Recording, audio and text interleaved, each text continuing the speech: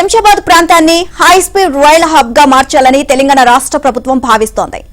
హైదరాబాద్ ముఖ చిత్రాన్ని మరింత మార్చే హై స్పీడ్ రైళ్ల టెర్మినల్ ను శంషాబాద్ లోని అంతర్జాతీయ విమానాశ్రయానికి ఆనుకొని ఉన్న బౌదూర్గూడ భూముల్లో ఏర్పాటు చేయాలని సూత్రప్రాయంగా నిర్ణయించింది. ఇందుకు సంబంధించిన భూసేకరణపై కూడా దృష్టి సారించింది. దేశవ్యాప్తంగా 7 హై స్పీడ్ రైల్వే కారిడార్లను ఏర్పాటు చేస్తామని కేంద్ర ప్రభుత్వం ఇటీవల బడ్జెట్ లో ప్రకటించింది.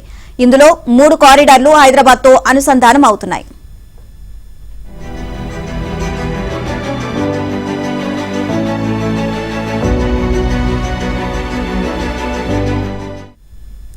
హైదరాబాద్ నుంచి పూణే, బెంగళూరు, చెన్నై మార్గాల్లో ఈ హై స్పీడ్ రైల్ కారిడార్లు నిర్మించనున్నారు.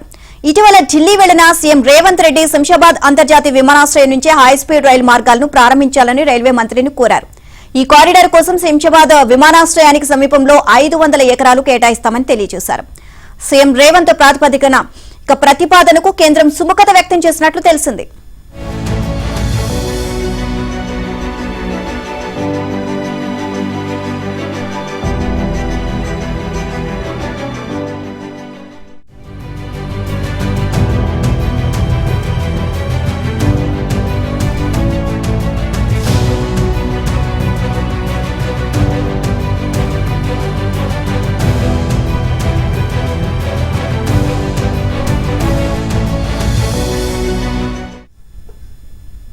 అలాగే హై స్పీడ్ కారిడార్ల అలైన్మెంట్లకు సంబంధించి రైల్వే శాఖ నియమించిన కన్సల్టెన్సీ సంస్థ ప్రతినిధులు కూడా సీఎం రేవంత్ తో సమావేశమయ్యారు.